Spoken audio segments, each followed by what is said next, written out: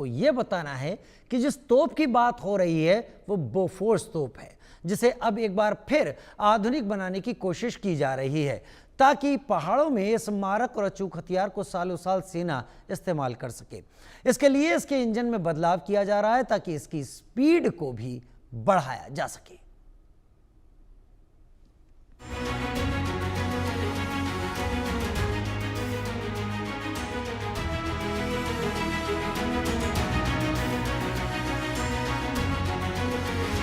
करगिल की जंग पाकिस्तान भुलाना चाहे तो भी वह भुला नहीं सकता। जिस तरह भाड़े के टट्टुओं के जरिए उसने दबे पांव घुसपैठ कर हिंदुस्तान की सरहदें लांघी और भारत के खिलाफ जंग छेड़ने की कोशिश की, समय के साथ न केवल वो बेनकाब हुआ बल्कि साफ हो गया कि असल में आतंकियों का मुखौटा पहनकर सरहद लांघने वाले आतंकी नहीं, पाक फौज के सिपहसालार थे और पाकिस्तान का मकसद महज घुसपैठ नहीं बल्कि जंग लड़ना था। इसके बाद भारत ने जो किया वो दुनिया ने देखा, वो इतिहास बन गया और इसमें उसका सबसे बड़ा हथियार बनी बोफोर्स तोप, जिसकी दहाड़ और गर्जना के आगे पाकिस्तान घुटनों पर आ गया। ये बोफोर्स तोप ही थी जिसने युद्ध का पूरा नक्शा ही बदल डाला और हिंदुस्तान को जीत का मुकम्मल रास्ता दिया। हिफाजत के अब इसी सबसे अचूक हथियार को भारत अब अपग्रेड करने जा रहा है, जिससे बोफोर्स तोप न केवल प्रभावशाली बन जाएगी बल्कि आधुनिक रूप में भी होगी, क्योंकि भारत अब अपने इस घातक और मारक हथियार बोफोर्स, जिसे कि FH-77B तोप के नाम से भी जाना जाता है, अब उसकी ताकत पहले से ज्यादा बढ़ने जा रही है। असल में सेना अपनी पुरानी बोफोर्स तोपों के वोल्वो B-10M डीजल इंजन को हटाकर उनकी जगह नए और आधुनिक इंजन लगा रही है, जिसका फायदा ये होगा कि इन तोपों को आने वाले कई सालों तक जंग के लिए तैयार रखेगा और सेना के लिए एक प्रभावी समाधान भी साबित होगा। जिस बोफोर्स तोप की बात हो रही है, अब जरा उसके बारे में भी जान लीजिए। बोफोर्स तोप एक टॉवर्ड हवित्जर है, यानी इसे एक जगह से दूसरी जगह ले जाने के लिए किसी वाहन की जरूरत पड़ती है। हालांकि इसमें एक हेल्पिंग पावर यूनिट यानी एक इंजन भी लगा होता है, जो इसे छोटे मोटे बदलावों के लिए खुद ही चलने में मदद करता है। यह खासियत पहाड़ों पर या मुश्किल इलाकों में बहुत काम आती है। लेकिन समय के साथ इन तोपों के पुराने इंजन खराब होने लगे थे और इनके पुर्जे मिलने भी मुश्किल हो रहे थे। नए इंजन से तोप की अपनी गतिशीलता यानी सेल्फ प्रोपल्सन की क्षमता कई गुना बढ़ जाएगी, जिससे इसे एक जगह से दूसरी जगह ले जाना और भी आसान हो जाएगा। इसके अलावा नए इंजन ज्यादा भरोसेमंद होंगे और उनकी देखभाल भी आसान हो जाएगी। करगिल जंग में जिस तरह से बोफोर्स तोप के गोलों ने पाकिस्तानी बंकरों को निशाना बनाया था, उसने ये एहसास करा दिया था कि पहाड़ी इलाकों के लिए जंग की सूरत में किस तरह बोफोर्स भारत का ब्रह्मास्त्र बन सकती है। यही वजह है कि भारत अपने इस हथियार को वक्त के लिहाज से अब पहले से ज्यादा घातक बनाने में जुट चुका है। Bureau report, India news. Bofors के मेकओवर की बात है। कारगिल युद्ध की जितनी भी तस्वीरें आप देखेंगे वहां पर सटीक और अचूक निशाना लगाने में बोफोर्स ने काफी कमाल का प्रदर्शन किया था। हालांकि उससे पहले जब 86 में बोफोर्स का सौदा हुआ था, उसके एक साल बाद ही बोफोर्स का नाम एक तरह के घोटाले में भी जुड़ा था। इसने सेना के मन में एक विश्वास जगाया over the period of time कि बोफोर्स एक ऐसी गन है जिसका इस्तेमाल सेना बिना किसी सवाल के कर सकती है। Lieutenant general retired Sanjay Kulkarni senior defence expert के तौर पर मेरे साथ इस वक्त जुड़ गए हैं और मेजर जनरल रिटायर्ड अनुज माथुर सीनियर डिफेंस एक्सपर्ट के तौर पर मेरे साथ जुड़ गए हैं। आज वाकई मेरे प्रोग्राम में दो स्टार लगे हैं इस वक्त, क्योंकि एक लेफ्टिनेंट जनरल और एक तरफ मेजर जनरल। वाकई आप दोनों ने आकर और समय देकर मेरे प्रोग्राम का स्तर बहुत ऊंचा उठा दिया। सबसे पहले लेफ्टिनेंट जनरल संजय कुलकर्णी, आपका रुख करते हुए जो अंदाजा था सर 2030 तक फेज आउट करना है बोफोर्स को, इसकी जगह धनुष को लाया जाना है जो भारत की अपनी नई गन है, लेकिन भारत ने प्रेफर किया इसको ड्रोन को हिट करने या दूसरे इसमें इंटीग्रेशन करने के लिए। ये कितना बढ़िया फैसला है, कितना चेंज लाएगा। आज 25 में है, 5 साल और इसका इस्तेमाल कारगर रहेगा। Lieutenant general Sanjay. राजीव जी बहुत बहुत धन्यवाद। और जनरल अनुज के साथ तो हैं तो फिर तो शक ही नहीं है कि वो भी उतने ही जानकार है। सवाल ये है कि बोफोर्स गन जो है इसके जो ऑक्सिलरी पावर यूनिट होता है जो जिससे कि ये किसी भी तरीके से सेल्फ प्रोपेल्ड जो यहाँ छोटे मोटे जगह पे डिप्लॉयमेंट में आसानी होती है, उसमें पहले जैसे आपके वक्ता बता रहे थे वोल्वो का इंजन था और 1980 के बाद अब क्योंकि वो इंजन बनने बंद हो गए थे, उनका मेंटेनेंस मुश्किल हो रहा था, स्पेस नहीं मिल रहा था, तो धनुष में जो कमिंस का इंजन लगा है उस इंजन को लगा करके फिर इसको मॉडिफाई करके उसको अडाप्ट करके उसको कैलिब्रेट करके उसके ऊपर फील्ड ट्रायल्स करके अभी देखा गया है कि जो बोफोर्स गन्स आई थी तकरीबन 400 की तादाद में उस वक्त आई थी भारत के अंदर। और जिसका जैसे आपने बिल्कुल ठीक कहा राजीव कि कारगिल में जिस तरीके से डायरेक्ट फायरिंग रोल में भी इनको इस्तेमाल किया गया, उसी माफिक अब ये जो गन्स हैं इनका जो लाइफ है ऑटोमेटिकली बढ़ जाता है, क्योंकि बेसिक उसके जो ये आइकॉनिक गन है और अपने पास होने के कारण प्लस मिनिमाइजेशन भी धीरे धीरे जैसे भी होगा 155/52 मिनिमाइजेशन में जाएंगे, वो बात अलग होगी। लेकिन ये जो है गन जिसका जो मेन स्टे है और उसका जब अपना ऑक्सिलरी पावर यूनिट जब नया अब लगता है कमिंस का अपने 506 आर्मी बेस वर्कशॉप ने अपने ईएमई ने इसको मैं कहूँगा अपग्रेड करके उसमें पूरा लगाया, तो इससे वाकई इसकी लाइफ बढ़ा दी है। वैसे जो आप जो दूसरे जो ड्रोन के बारे में बात कर रहे हैं वो दूसरी वो बोफोर्स गन्स हैं जो L60 L70 को लेकर के जिसमें हम लोगों ने उसको डिटेक्शन के लिए के तौर पर और जिस प्रकार से हमने एंटी ड्रोन एक ड्रोन सर्वेलेंस सिस्टम को लगा करके एंटी ड्रोन में इस्तेमाल करने की कोशिश की, वो अलग है। जैसे वो पुराने गन्स L60 L70 वो तो 1952 से वो गन्स चली आ रहे हैं, शिल्का गन्स जिसे बोलते हैं उनको अपग्रेड किया गया एंटी ड्रोन को लेकर के। तो वाकई ये जितने भी हैं और बहुत मैं कहूँगा काबिले तारीफ, क्योंकि अपनी गन्स बहुत अच्छी हैं और गन्स की लाइफ है और उसको उस लाइफ को हमने बढ़ाया है अपने मॉडिफिकेशंस करके। तो ये मैं कहूँगा जरूर अपने ईएमई को, अपने 506 आर्मी बेस वर्कशॉप को, अपने जितने भी R&D है DRDO है सब मिल करके जो कर रहे हैं वाकई काबिले तारीफ और शाबाशी, क्योंकि इन गन्स को जैसे आपने बिल्कुल ठीक कहा आइकॉनिक गन्स है। कारगिल में हमने देखा किस प्रकार से उन्होंने डायरेक्ट फायरिंग रोल में दुश्मन के तो बिल्कुल ही नींद गंवा कर दी और यही कारण था हमारा मेन स्टे। हम कहेंगे अगर कारगिल में जीत का श्रेय अगर किसी को जाता है, इन्फेंट्री को तो जाता ही जाता है, लेकिन आर्टिलरी को भी जिस प्रकार से उन्होंने 100 गन डिप्लॉय करके डायरेक्ट फायरिंग रोल में जो जीत दिलाने का एक बहुत बड़ा रोल प्ले किया है, इसमें कोई शक नहीं। और बोफोर्स के ऊपर भारतीय सेना को बहुत विश्वास है और धनुष गन्स की जो ऑक्सिलरी पावर यूनिट है कमिंस का वही इस पे लगा करके हम इसका भी हमने लाइव बढ़ाया है। राजीव सर, सीनियर अफसर होने के नाते आपने कारगिल का जिक्र किया, बोफोर्स के बारे में बात की। मैं सौरभ कालिया को सैल्यूट करूंगा, मैं मनोज पांडे को सैल्यूट करूंगा, मैं बत्रा साहब को सैल्यूट करूंगा, ये दिल मांगे मोर, ऐसे बहुत सारी चीज़ें जो जिन्होंने उस दौर को जिया है और आप लोग सर्विस में रहे, चीज़ों को समझा है। लेकिन यहाँ पर लेफ्टिनेंट जनरल मेजर जनरल अनुज माथुर, ये जो चेंज किया गया है, मेकओवर किया गया है, ये ईएमई कोर ने किया है कमिंस इंजन लगाकर, यानी आर्मी भी अब अपने ही हथियारों को और बेहतर करने के लिए किसी और की तरफ नहीं ध्यान देती है। कितना बड़ा गेम चेंजिंग रहेगा ये कदम कि हमें 5 साल के लिए हमने उसकी सांसें बढ़ा दी इस गन की, जिसके निशाने और वो तस्वीरें हमको अभी भी भूलती नहीं है। लेकिन इस बीच में धनुष को भी रिप्लेस करना है इस पूरे चीज को। ये पूरा ट्रांजिशन कैसा है सर? जय हिंद राजीव। जय हिंद सर।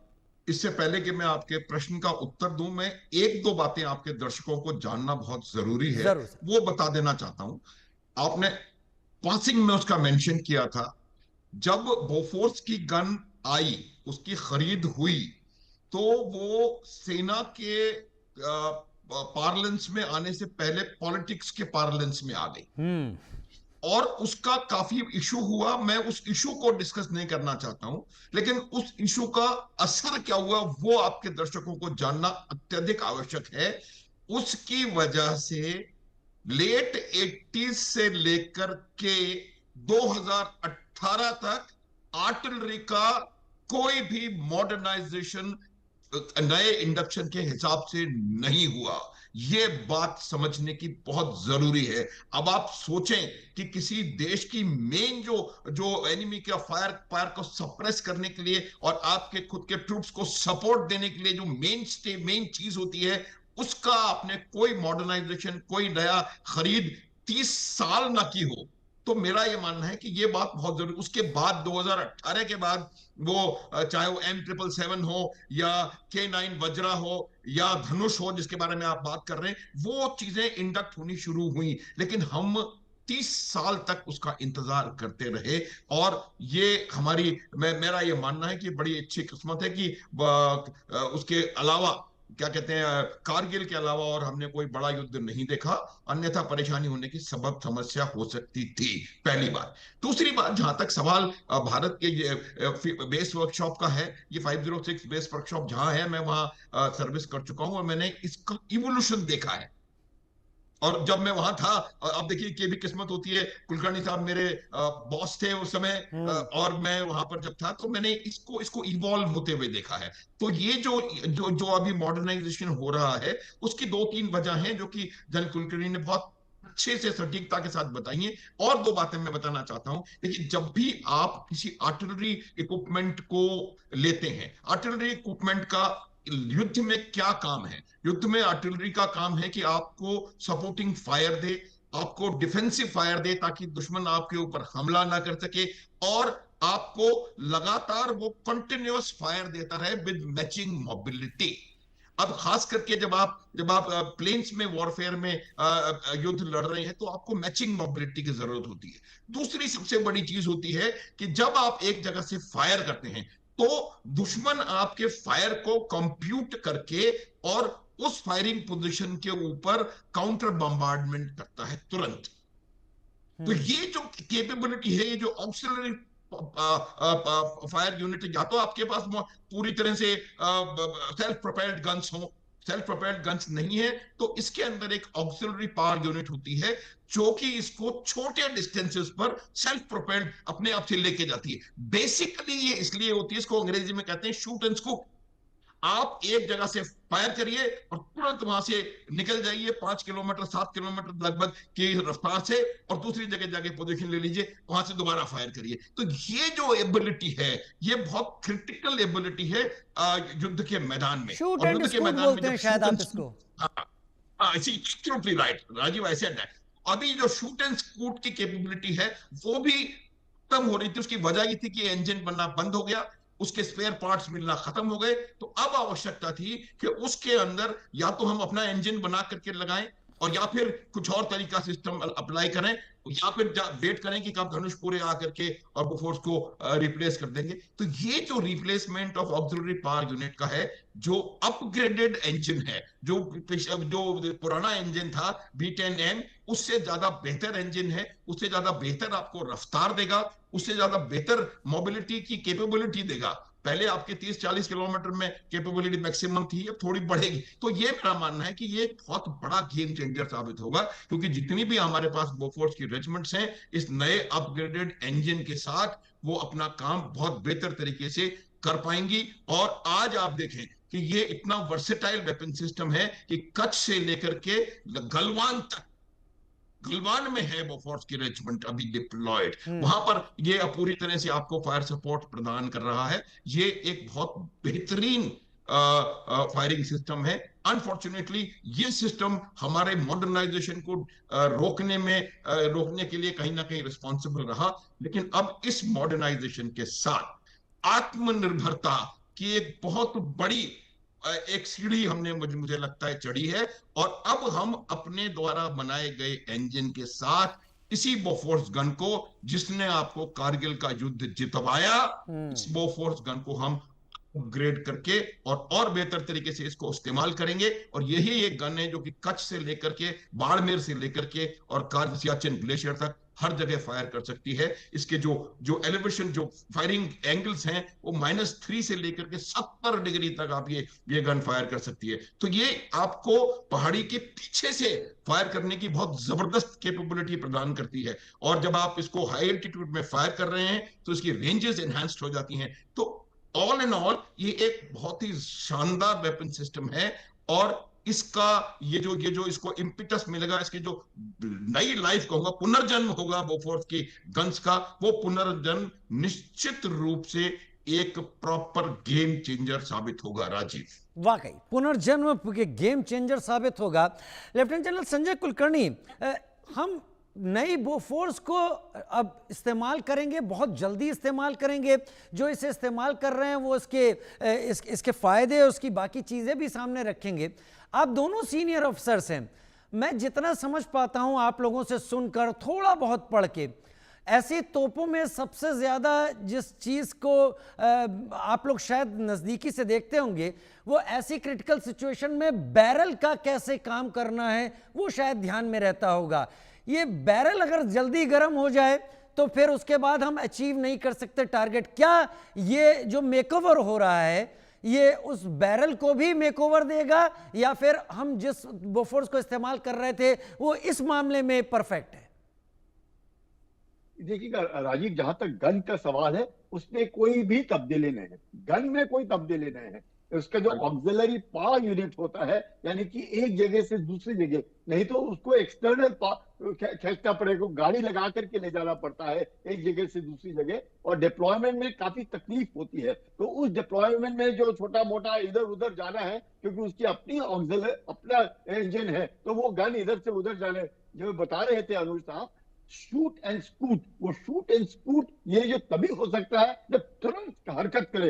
अगर आपने गाड़ी ला करके फिर उसको हरकत कराना, वो वक्त खत्म हो जाएगा। तो उसमें ये जो काम करता है उसमें एनहांसमेंट होगा। जहां तक कि बेसिक गन है उसमें कोई अंतर नहीं है। हाँ, धनुष गन जो है वो यस बोफोर्स से थोड़ा सा और एडवांस गन है, उसका रेंज ज्यादा है, उसका कुतर अलग है, वो बात अलग है। लेकिन बोफोर्स गन जो है ये 155/39 है, वो वैसे का वैसे रहेगा, उसमें कोई तब्दीली नहीं होगी। सिर्फ ये जो ऑक्सिलरी पावर यूनिट है, जो वोल्वो था पुराना और जिसके स्पेयर्स नहीं मिल रहे थे, खराब हो गया था, जो शूट एंड स्कूट का की काबिलियत में कमी आ रही थी, वो हट जाएगा। क्योंकि कमेंस का इंजन जो हम लोग धनुष में इस्तेमाल करते हैं, वही इंजन इधर अडेप्ट करके, उसको मॉडिफाई करके, कैलिब्रेट करके लगाया गया है, उसमें फर्क पड़ेगा। राजीव, उसमें ये चीज़ देखिए। अब मेजर जनरल अनुज माथुर, ऐसा अंदाज़ा है कि अगले साल या 2025 में, हम 2026 में 114 धनुष भारतीय सेना का हिस्सा बन जाएंगी। यानी उनका इस्तेमाल, और शायद बोफोर्स से रिप्लेस भी हो जाए एक दो उसमें। ये एक लंबी नफरी है, छोटी नहीं है। ये धनुष के हिसाब से 38-40 किलोमीटर जो धनुष हमको एडवांस रेंज दे रही है, हम कितना कैपेबल रहेंगे कि कितने आगे सालों तक इसकी सर्विस हम ले सकेंगे? क्योंकि आपने भी बात बताई, हम 86 के सौदे को आज तक खींच रहे हैं, अब हम धनुष की तरफ जा रहे हैं। ये धनुष हमें कितना सपोर्ट देगा? जी देखिए, ये धनुष जो है आने वाले समय में इंडियन आर्मी का आर्टिलरी का मेन स्टे होगा। मेन गन जो इंडियन आर्टिलरी की होगी वो धनुष होगी। लेकिन मेरा ये मानना है कि बोफोर्स के अंदर भी अभी बहुत जिंदगी बाकी है। अगर देखिए क्या होता है कि आज अगर आप मेरे से पूछें कि पूरी क्या हम आर्टिलरी वेपन सिस्टम्स में पूरी तरह से सेल्फ सफिशिएंट हैं, जितने भी हमारे टास्क हमें मिलने वाले हैं उनको पूरा कर पाने के लिए, और 2 फ्रंट और शायद 3 फ्रंट पर लड़ने के लिए क्या हम पूरी तरह से तैयार हैं? मेरा जवाब है इसके लिए, पूरी तरह से तैयार हम नहीं हैं। हमें और ज्यादा गन सिस्टम्स की आवश्यकता है। इसीलिए ये कहा गया है कि जो धनुष 114 आपकी गन्स आएंगी, क्योंकि इनका जो मैन्युफैक्चरिंग इतना आसान नहीं होता है, it's a time consuming process और बड़ा समय लगता है। इसलिए ये आवश्यकता को महसूस किया गया कि हम अगर इसकी ऑक्सिलरी पावर यूनिट को और इंप्रूव कर देंगे और इसकी जो एबिलिटी है है इसको, वो जो पोर्शन है जहां पर कि आपको रिपेयर और स्पेयर्स की जरूरत है, डिस्ट्रिक्ट्स के ऊपर जो असर डालने वाली चीजें हैं, उनको हम इंडिजनाइज करके और उनको इन्हीं बोफोर्स गन्स में इस्तेमाल कर लेंगे। तो मुझे लगता है कि ये धनुष और ये गन्स दोनों मिला करके आप बहुत बड़ा हमारे लिए एडवांटेज सिद्ध होगा।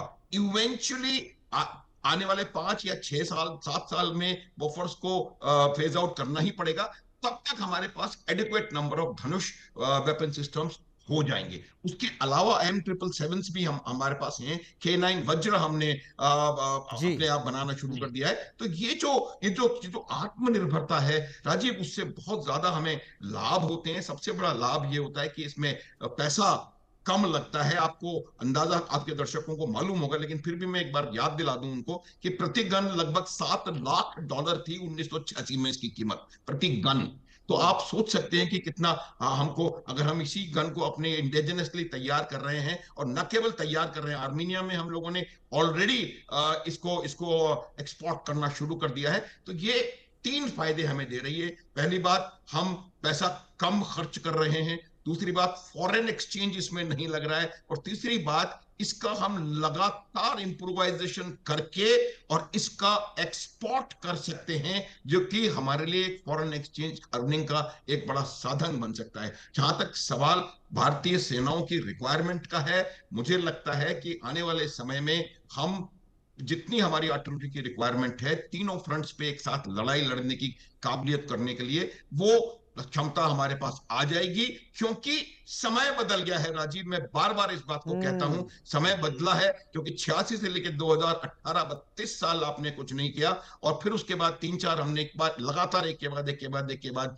हमने वेपन सिस्टम्स निकाले, और भी कई जगहों पर हमने आत्मनिर्भरता को न केवल हासिल किया, बल्कि हम इनको एक्सपोर्ट कर रहे हैं। ये माइंडसेट का चेंज है, ये लीडरशिप जो डिसीजन मेकिंग का चेंज है। और मेरा ये मानना है कि भारतीय सेनाओं को अगर इंडिजिनस तरीके से बनाए गए इक्विपमेंट ज्यादा मिलते चले जाएंगे, तो आपकी एफिशिएंसी बहुत जबरदस्त तरीके से बढ़ जाएगी। आपके वो बैरल गर्म होने वाले प्रश्न का मैं उत्तर एक उदाहरण के साथ देना चाहता हूं कि जब टाइगर हिल के ऊपर हमला हो रहा था 1999 में कारगिल में, तो बोफोर्स ने एक ऑपरेशन में 9,000, did you hear it right Rajiv, 9,000 गोले फायर किए थे। 9,000 गोले फायर करने का मतलब है, अगर इसकी बैरल के ऊपर असर होने वाला होता, तो उस ऑपरेशन में जितनी भी गन्स का प्रयोग किया गया था, वो बिल्कुल राइट ऑफ हो चुकी होती आज तक। वो गन आज भी फायर कर रही है। तो ये बात आप मान लीजिए कि बैरल गर्म होती है, इसी वजह से इसकी जो रेट ऑफ फायर है वो 3 राउंड पर सेकंड है।